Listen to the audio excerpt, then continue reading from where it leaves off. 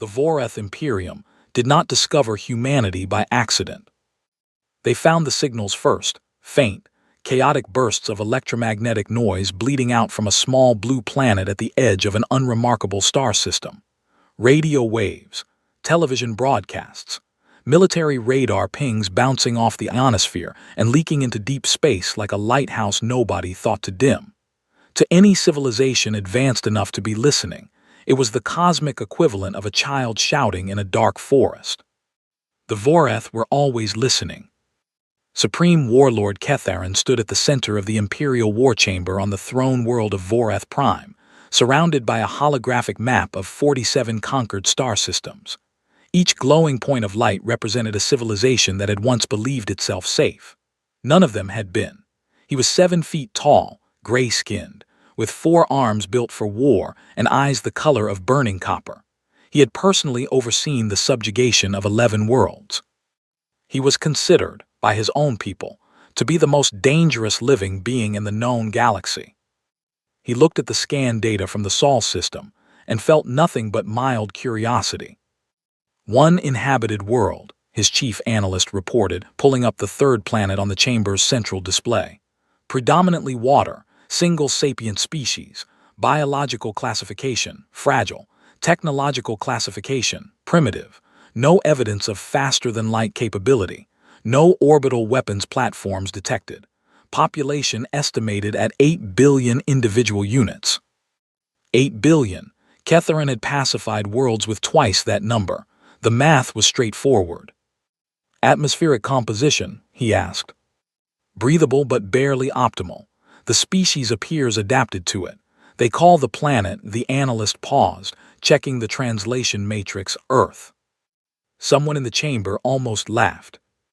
Almost. There was one voice that did not share in the room's casual confidence. Liaison Aura sat near the back of the chamber, a junior strategic analyst 3 years into her posting, and already quietly exhausted by the Imperium's institutional arrogance.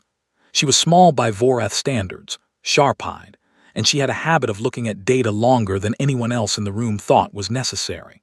While the other analysts glanced at the Earth file and moved on, Aura read every page. 3 times.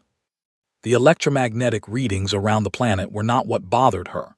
It was the pattern of them, the sheer density, signals layered on top of signals, frequencies intersecting and overlapping in ways that suggested not chaos but infrastructure, an incomprehensibly complex web of communication and coordination, blanketing the entire planet and extending outward into the surrounding space.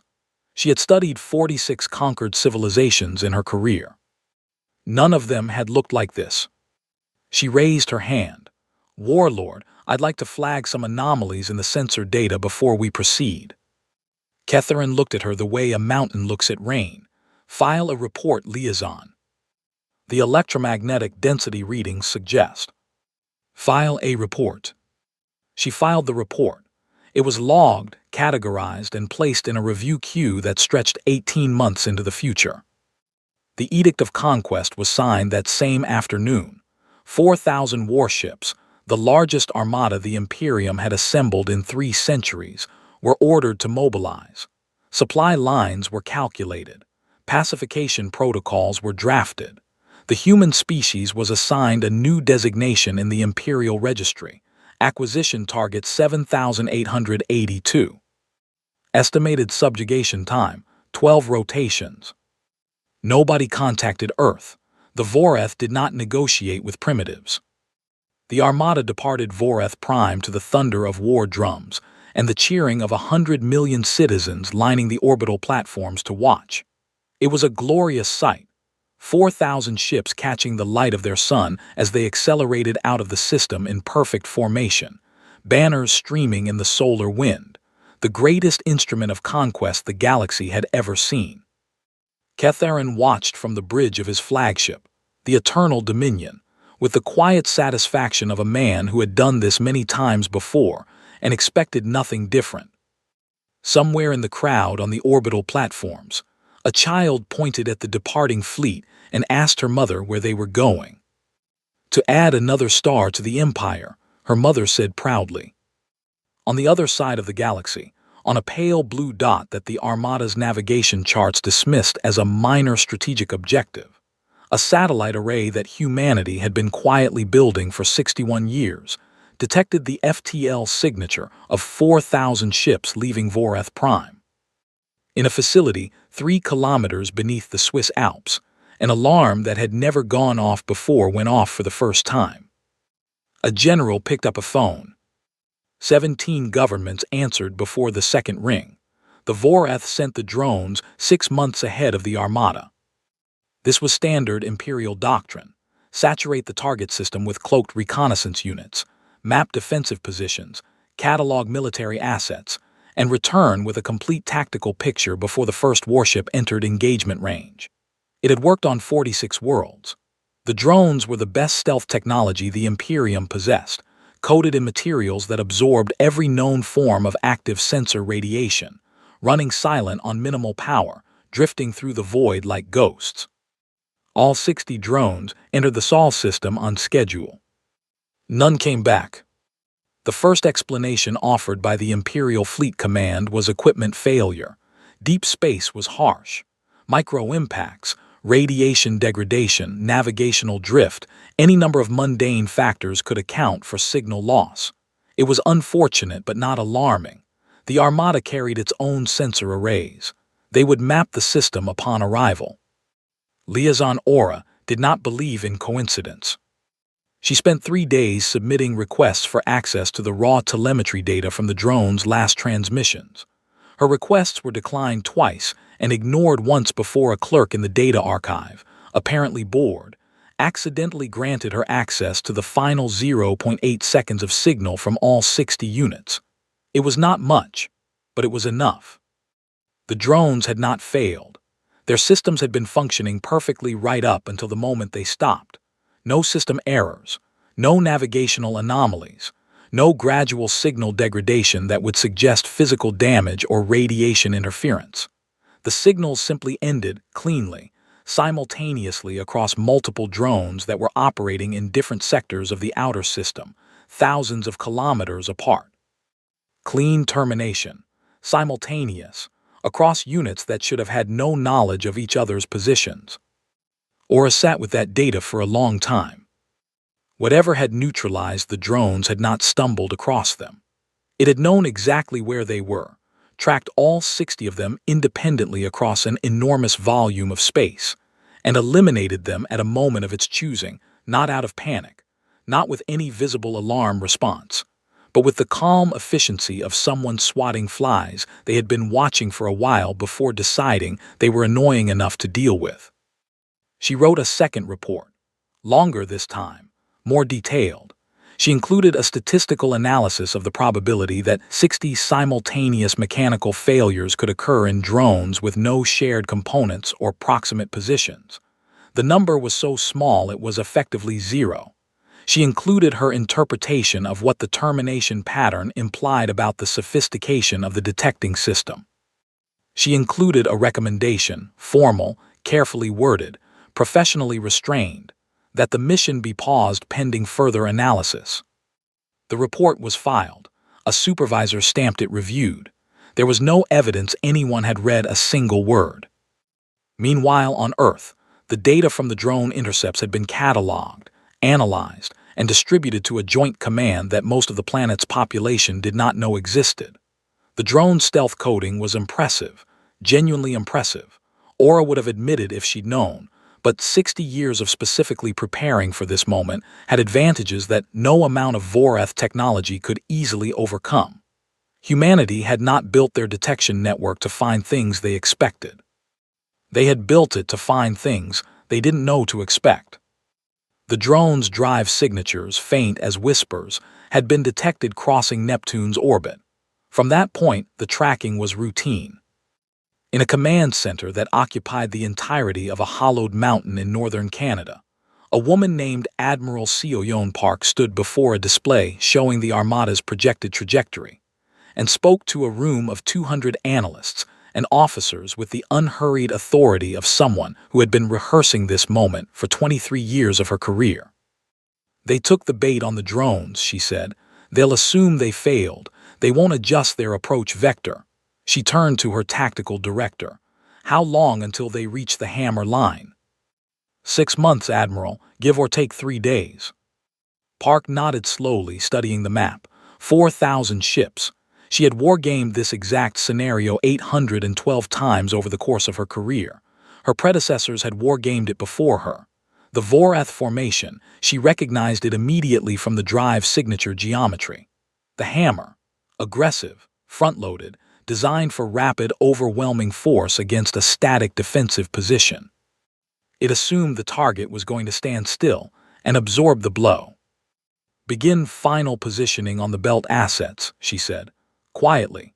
"No active emissions, and somebody get me the exact specifications on their flagship class. I want to know which component fails first when we hit it." An analyst across the room pulled up a file that had been compiled from 60 years of intercepted Vorath transmissions. The flagship specifications were already there, had been for 11 years. The Armada dropped out of FTL at the edge of the Sol system on a Tuesday. Nobody on Earth panicked. That was the thing that would later unsettle the Vorath historians more than anything else about that day.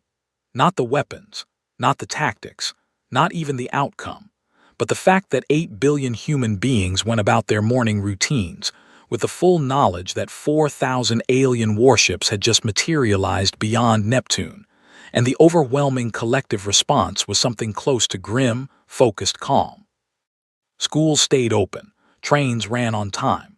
In a bakery in Lyon, a woman named Celeste pulled fresh bread from the oven at 6 a.m. and listened to the emergency broadcast on her radio, the one that had been set up years ago to inform the public if this day ever came, and felt something that was not quite fear and not quite excitement but existed in the narrow, serious space between them. She turned to her assistant and said, "So it's today, then?" Her assistant nodded. They kept working. What else was there to do? The people who had spent their entire careers preparing for this moment were already at their posts. The bread still needed to come out of the oven. On the bridge of the Eternal Dominion, Warlord Ketharin surveyed his fleet arrayed in the Hammer formation and felt the deep, resonant satisfaction of absolute power. 47 systems, 46 conquered worlds, and now a 47th, a small blue marble hanging in the black, utterly unaware of what was coming. He opened a broad-spectrum transmission toward Earth. His translator spoke in 17 of the planet's dominant languages simultaneously, a gesture of magnanimous condescension that the Imperium used on every target world. "People of Earth, you have been designated acquisition target 7882 by the Eternal Vorath Imperium.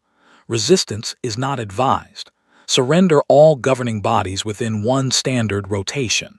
Compliance will be rewarded with integration into the Empire's labor structure.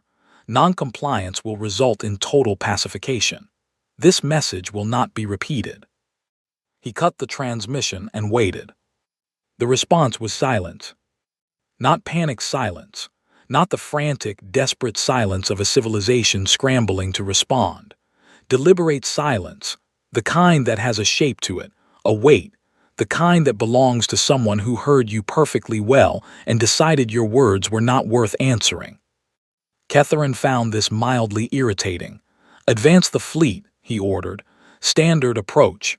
They'll respond when they can see us properly." The Armada began its slow, magnificent advance through the outer system. 4,000 ships, each one larger than anything humanity had ever put in orbit. Their hulls caught the distant light of Sol and glittered like a moving field of stars. It was, objectively, one of the most terrifying sights in the known galaxy. As the fleet crossed the orbit of Neptune, every passive sensor array on every ship registered something that the duty officers initially dismissed as an instrument ghost. They were being watched. Not scanned, there were no active sensor emissions bouncing off their hulls, nothing they could lock onto and trace back to a source. Just a quality to the space around them, a sense that every movement of the fleet was being observed and recorded with absolute precision. Several sensor operators filed anomaly reports. Several supervisors marked them as instrument calibration issues. The fleet continued its advance. On the bridge of the Eternal Dominion, Liaison Aura stood at her station and watched the passive sensor readouts with her hands very still at her sides. She had been assigned to the flagship as a formality, a junior analyst attached to the command staff to compile post-conquest cultural assessments. She was not supposed to be monitoring tactical systems. She monitored them anyway. The passive sensor ghost was not an instrument error. She had seen the pattern before in the drone telemetry, the same quality, the same sourceless, complete, unhurried awareness. Whatever was watching the fleet had been watching it since Neptune, probably longer. She looked at the blue planet growing slowly on the main viewport. It looked so small, so quiet, so perfectly, deliberately unbothered. Aura felt the first cold thread of genuine fear move through her. Not fear of the planet, not fear of humans, but the specific fear of someone who has just realized, with total clarity, that they are not the one in control of the situation they thought they were controlling. She pulled up the drone telemetry one more time on her personal console and stared at it. Clean termination, simultaneous, calm. "Oh," she said, very quietly to nobody. The Armada crossed the orbit of Jupiter at 400 hours UTC on a Wednesday morning. The transmission arrived at 4:01. It did not come through any external channel. It did not knock on the door of the fleet's communications array or bounce off any antenna or register as an incoming signal on any detection system. It simply appeared fully formed, crystal clear, embedded directly inside each ship's closed internal network, as if every encryption protocol and firewall the Vorath had ever built did not exist. Not as a broadcast, not as a signal to be intercepted and decoded. As a message that was already inside, waiting to be read, like a letter someone had placed on your pillow while you slept. Every ship in the fleet received it simultaneously. Every screen on every bridge displayed the same thing.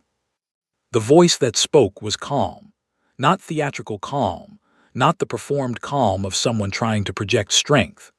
The genuine calm of a person who has had 63 years to think about exactly what they want to say and has decided on the simplest version. It spoke in High Vorath, not translated Vorath, not approximated Vorath. Perfect, flawless, formally correct High Vorath, the ancient administrative language of the imperial court, the language of edicts and treaties, the language that said we know exactly who you are and we know exactly how to speak to you. This is the United Earth Defense Coordination, transmitting on behalf of the human species. We are addressing the command staff of the Vorath Imperial Armada currently crossing the Jovian threshold.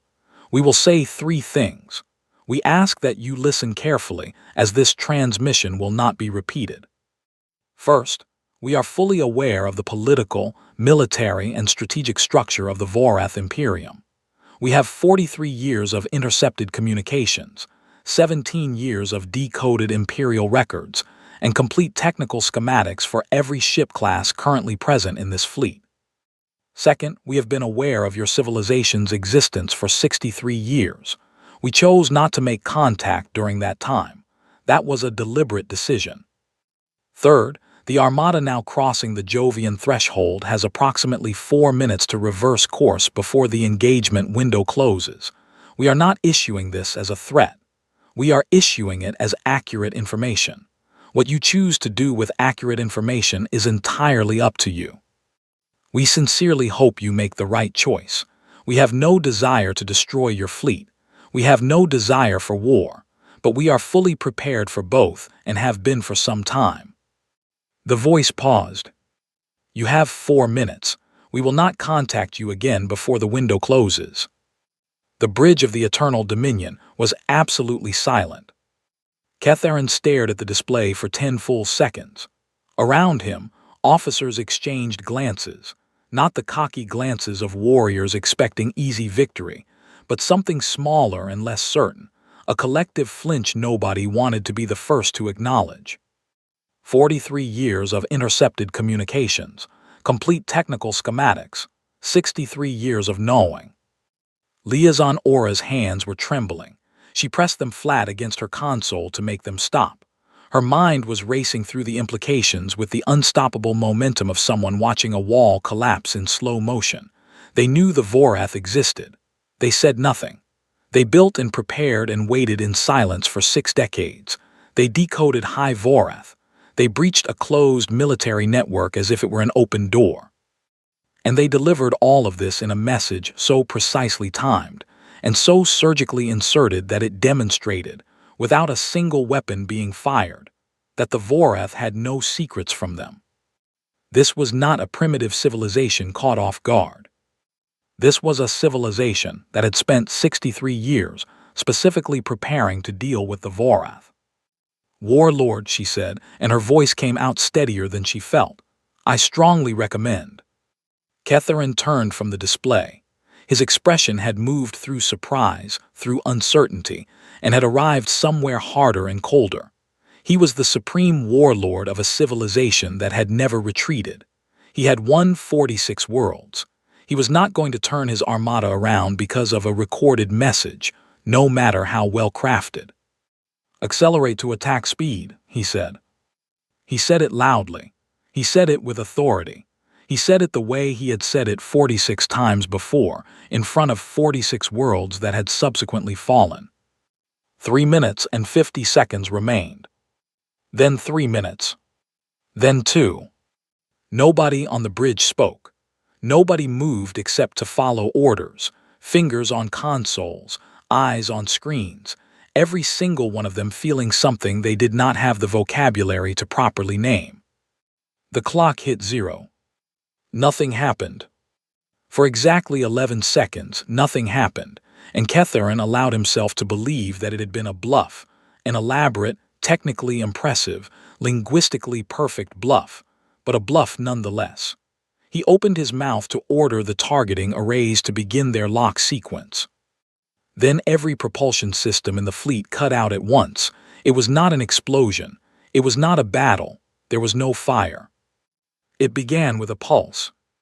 The human engineers who had designed it called it the lattice, a network of 17,000 satellites distributed throughout the inner and outer solar system, each one appearing to any external observer to be exactly what its public registry claimed. Whether observation units, communications relays, deep space research arrays, or survey platforms attached to asteroid mining operations, they had been launched over the course of 40 years. They had been positioned by mathematicians who spent entire careers calculating the precise orbital parameters needed for the moment the lattice would be asked to do what it was actually built for. When Admiral Park said now, the lattice fired. It was not a weapon in the way the Vorath understood weapons. It did not burn. It did not explode. It was a precisely coordinated pulse of directed electromagnetic disruption, delivered simultaneously from 17,000 points in a spherical pattern that enveloped the entire fleet, calibrated to the exact frequency ranges of Vorath propulsion drive cores based on 43 years of intercepted engineering specifications. The pulse lasted 0.3 seconds. Every ship above cruiser class in the Armada lost propulsion simultaneously. Not power, propulsion. Life support stayed on.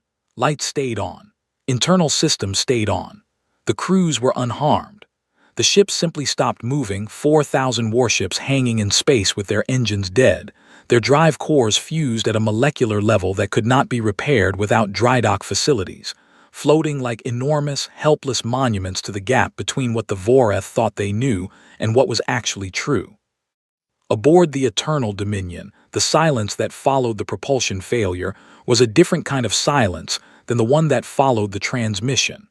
That silence had been uncertain. This silence was the silence of people who have just watched something impossible happen and have not yet caught up to what it means. "Drive status," Ketharin said. His voice was controlled. "All drives offline, Warlord, across the entire fleet, simultaneously. Weapons online, targeting arrays responding." It was at that moment, with weapons online and nothing to shoot at, that the second phase began. The mass drivers had been built along the asteroid belt over a period of 22 years under the publicly registered designation of the Transbelt or Propulsion Network. They were real ore propulsion systems.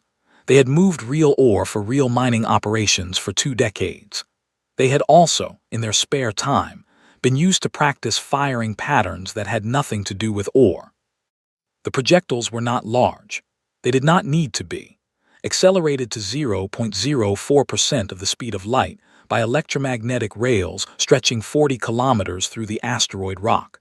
A tungsten rod the size of a human forearm carried enough kinetic energy to be relevant even to a Vorath warship's armor. And they did not fire one.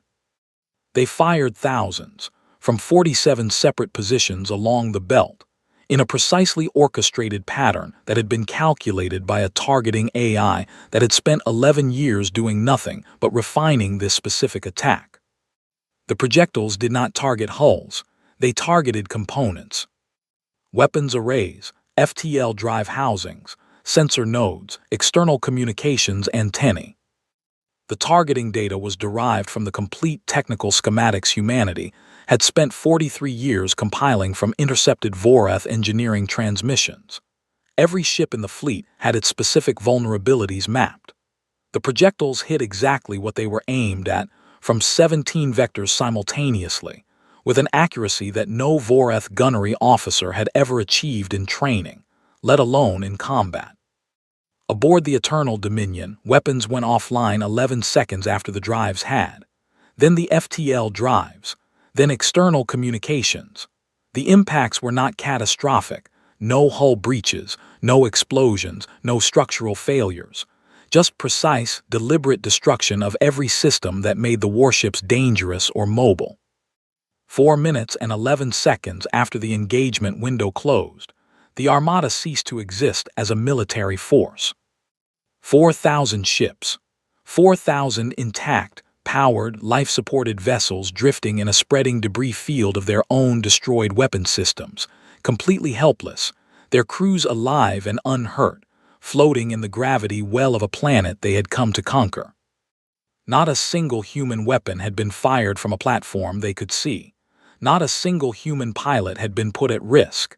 No human ship had left Earth's orbit. On the bridge of the Eternal Dominion, Catharin stood at the viewport and looked at his fleet. He did not speak for a very long time. Liaison Aura looked at her console. Her hands had stopped trembling. She felt, very strangely, something almost like relief. The specific relief of someone who has been screaming a warning into the void for months and has been proven catastrophically right, and is too exhausted to feel anything as simple as satisfaction. She pulled up the engagement data and began to read it. She wanted to understand exactly what had happened. She suspected she was going to be the one who had to explain it to the Eternal Throne, and she intended to explain it completely. Emergency lighting turned the bridge of the Eternal Dominion the color of dried blood. Nobody moved. Nobody spoke. The 43 officers and crew members on the command deck were frozen in their positions, processing the reality that the most powerful military fleet in the known galaxy was drifting in space like a scattering of broken toys, and that they had not managed to fire a single shot in response. Catharin stood at the viewport for 11 minutes before he turned around. In 40 years of military service, across 46 conquered worlds, he had never been defeated. He had never faced a situation he did not control. He had walked into civilizations that had begged and civilizations that had fought and civilizations that had tried everything in between, and the outcome had always been the same, because the outcome had always been determined before the Armada arrived. That was the nature of the Vorath Imperium, overwhelming force deployed against everything that was not overwhelming force. It was not subtle. It did not need to be. He turned and looked at his officers. Several of them looked away. A few were still frantically running diagnostic checks on systems they must have known were not coming back online, because doing something, anything, was better than standing still and accepting the shape of what had happened. Liaison Aura was the only one looking directly at him. He had dismissed her reports twice. He had not read them once. She did not say it. He could see it in her expression, the precise, professional restraint of someone choosing not to say the thing they had every right to say. In some ways, that was worse. "Status report," he said. His tactical officer, a decorated veteran of 6 campaigns, recited the numbers in a voice stripped of everything except the facts, because the facts were the only thing in the room that were not humiliating. All drives disabled. All FTL systems destroyed. All weapons arrays disabled. External communications partially destroyed. Life support fully operational. Crew status across the fleet, no fatalities. Minor injuries from impact tremors. Medical teams responding. No fatalities. Catharin absorbed that detail and turned it over in his mind. The humans had neutralized 4,000 warships with 0 crew casualties. Not because they couldn't have caused casualties, because they chose not to. That was not mercy, exactly. Mercy implied a decision made in the heat of action. This was something more calculated and, in its own way, more disturbing. It was a message delivered in the grammar of warfare. We can do this precisely enough to remove your capability without removing your life. We chose that level of precision on purpose. We want you to go home and explain what you saw. The second transmission arrived while he was still processing this. The same voice, the same flawless high Vorath, just as calm as before, perhaps even more so, the calm of something concluded rather than something pending. This is the United Earth Defense Coordination. We are currently tracking the status of all 4,000 vessels in your fleet. We can see that your crew members are unharmed and your life support systems are operating normally. We will be sending boarding craft to each disabled vessel within the next 3 hours. Our teams carry food, water, and medical supplies. They are not armed with lethal weapons. Please do not resist them. Their only purpose is to ensure your people are comfortable for the transit home. Your faster-than-light drives have been disabled rather than destroyed. The drive cores can be restored to function with approximately 90 hours of repair work under normal conditions. Replacement components for the specific failure points will be provided. We have prepared packages for each vessel class in your fleet. Additionally, we transmitted a full technical report of this engagement to the Eternal Throne 4 minutes ago. They have been informed of the outcome and of our diplomatic proposal. We have also included recommended dates for a first contact summit, along with the location of a neutral meeting point of our choosing. We look forward to beginning that conversation. We hope you will convey our sincerity to your leadership. The transmission ended. Catharin did not move for a long time. Then slowly, he sat down in the command chair, not with the practiced authority of a warlord taking his position, but with the quiet deflation of a man absorbing something too large to stand through. His 4 hands rested on the armrests. He stared at the middle distance. They had already transmitted the report to the throne, before the engagement was even finished, because they knew exactly how long the engagement was going to take and planned accordingly. They had the replacement parts ready, for every ship class, organized, labeled, prepared, waiting. They had transmitted a diplomatic proposal with meeting dates, scheduled in advance. Aura pulled up the engagement data on her console and read it in silence. The lattice network, the mass drivers, the intercept timeline, the targeting precision, the 63 years. She read it slowly and carefully, building the full picture in her mind the way she always did, not looking for the dramatic moment, but for the architecture underneath it, the structure of decisions that had led here. A civilization had looked out at the galaxy, found something dangerous approaching, said nothing publicly, and then spent 63 years building a response so precise, so complete, so carefully controlled that when the moment finally came, they were not defending themselves. They were administering a lesson. They had managed the entire situation, the probes, the approach, the engagement, the aftermath, with the unhurried competence of people executing a plan they had had time to make perfect. From the moment the Vorath had signed the Edict of Conquest, the humans knew it was coming. From the moment the Armada departed, the humans had been in control. Not reacting to the Vorath. Managing them. Aura set down her console. She looked out the viewport at the blue planet below, small and still and utterly unbothered, going about its Wednesday with its trains running on time and its bread coming out of the oven. Warlord, she said quietly. He looked at her.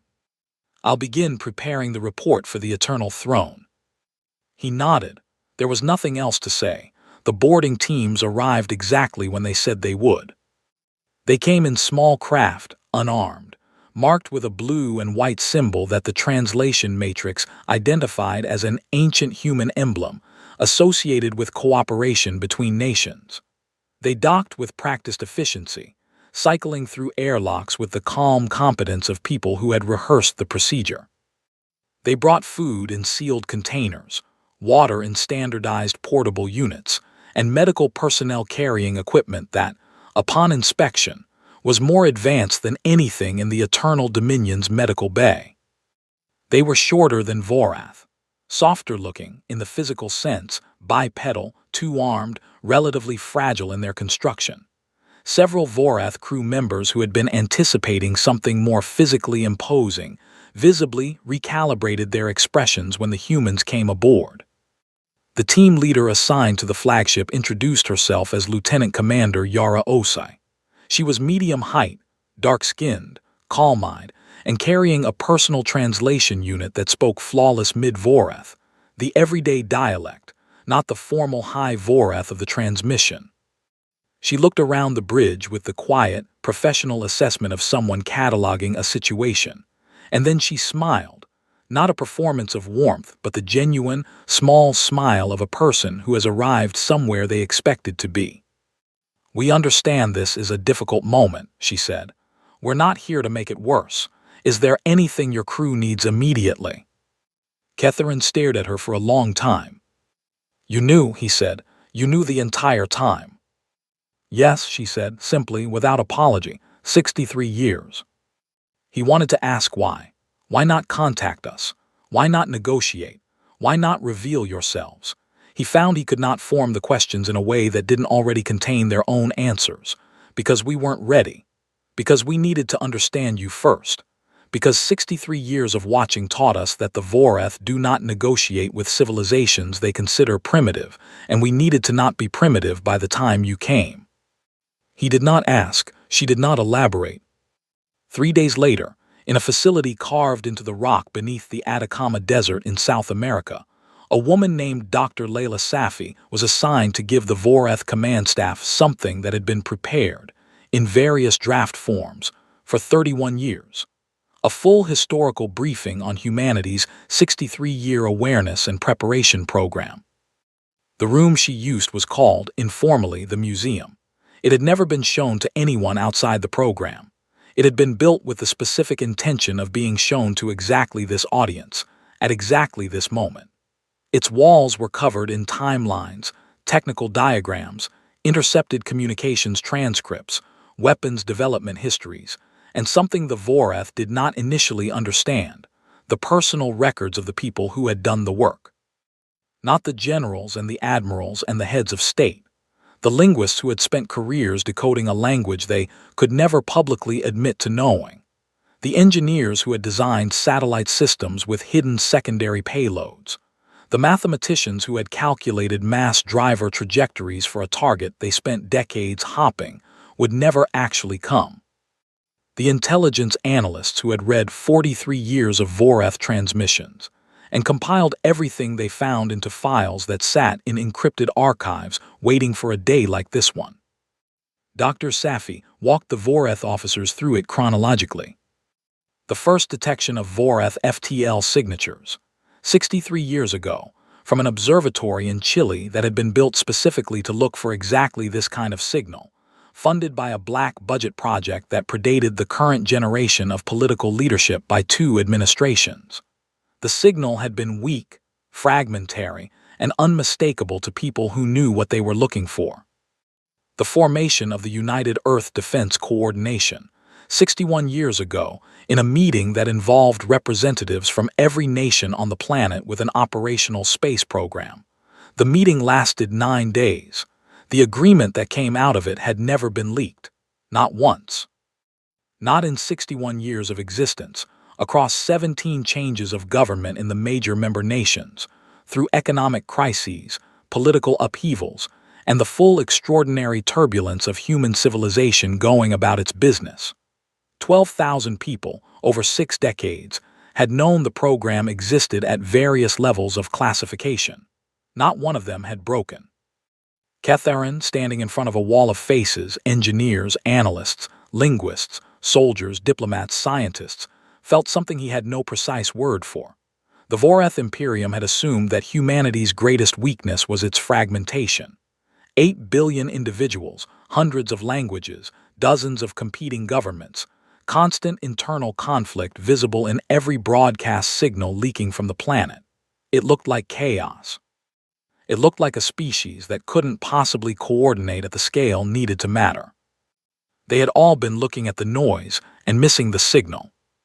The signal was this: when humanity agreed something mattered enough, they kept the secret. They did the work. They didn't announce it. They didn't argue about credit.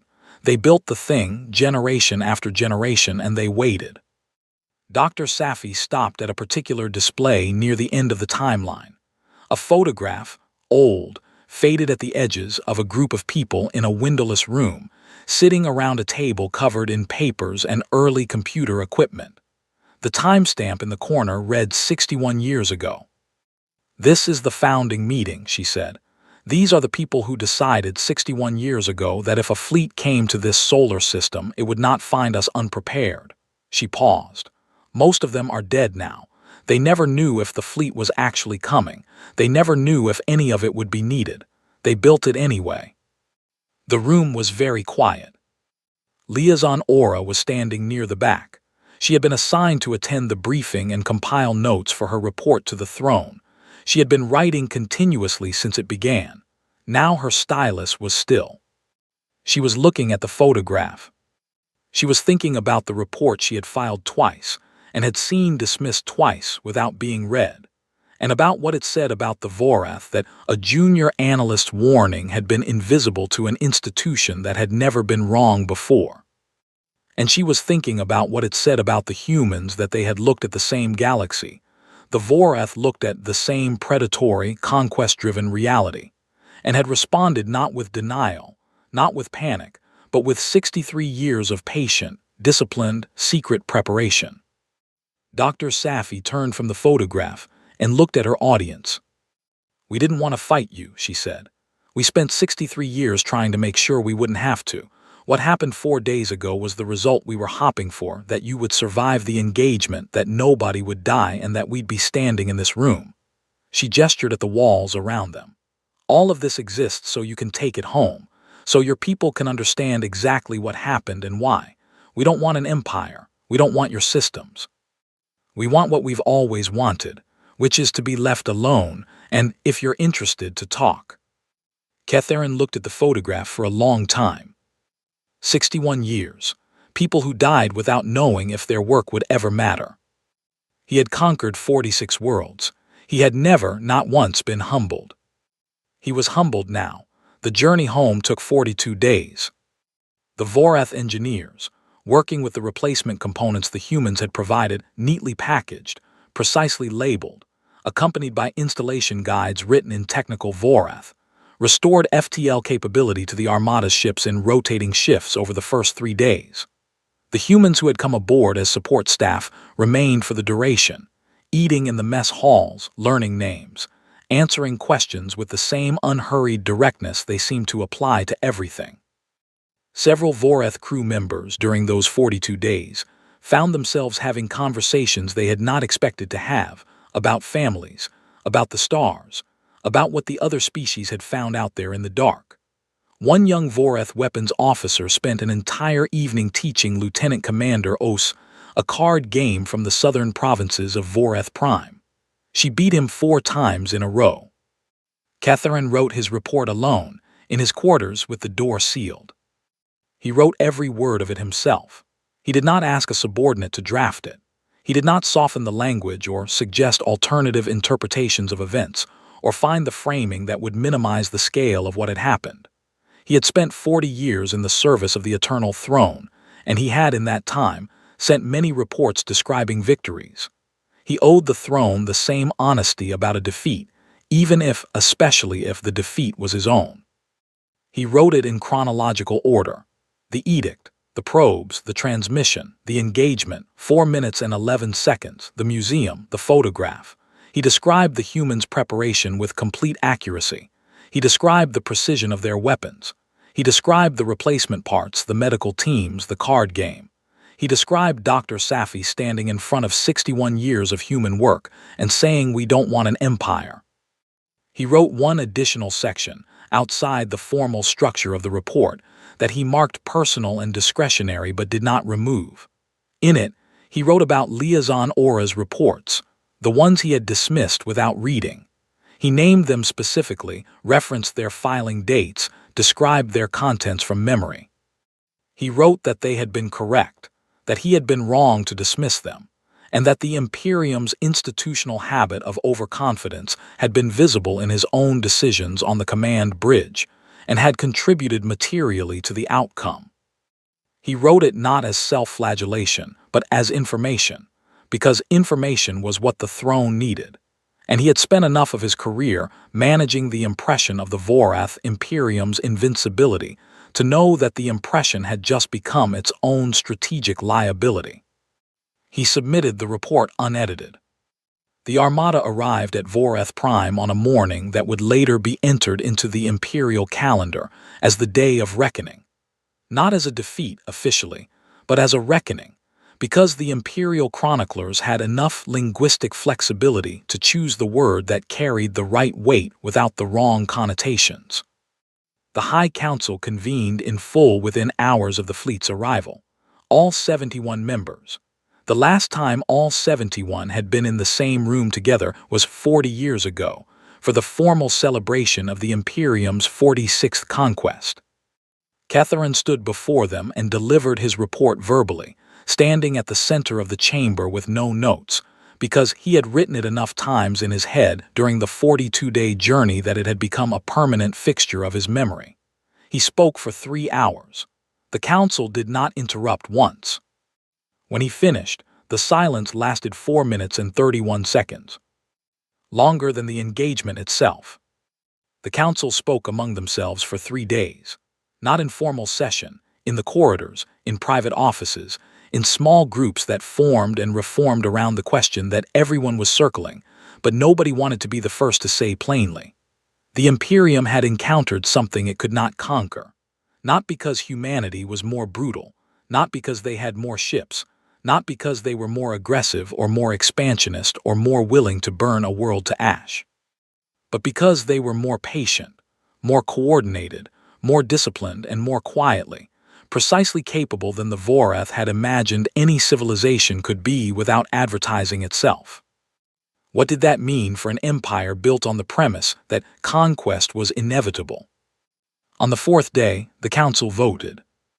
The diplomatic proposal from Earth had specified a neutral meeting point, a location in the void between star systems, equidistant from Sol and Vorath Prime, at coordinates that humanity had calculated and transmitted with the quiet confidence of a species that had been doing the math longer than anyone knew. The vote was 68-3 in favor of sending an envoy. Liaison Aura was assigned as the Vorath representative. There was some discussion about whether this was appropriate. She was junior. She had filed dissenting reports that had been ignored. She was not from the traditional diplomatic caste. The discussion did not last long. Catharin, who was present at the council session in an advisory capacity, said 6 words. She was right when we were wrong. The debate ended. Aura accepted the assignment without ceremony. She spent 2 days preparing, reviewing the full contents of the museum briefing that she had already largely memorized, and composing her own notes on what she wanted to understand from the humans when she finally had the opportunity to simply ask. She had questions that had been accumulating for months. The human station occupied a point in empty space that looked, from the outside, deceptively modest, a rotating ring structure, clean-lined and functional, lit warmly from within. No weapons visible, no military escort, a single beacon transmitting docking instructions in High Vorath with a warmth that managed to come through even in the formal register. Aura's shuttle docked without incident. The airlock cycled. The human official who met her was a woman named Ambassador Danny Reyes, tall, gray-haired, with the unhurried manner of someone who had been doing difficult work for a long time and had made a quiet peace with the weight of it. She was carrying 2 cups of something hot and aromatic that Aura did not recognize. She held one out.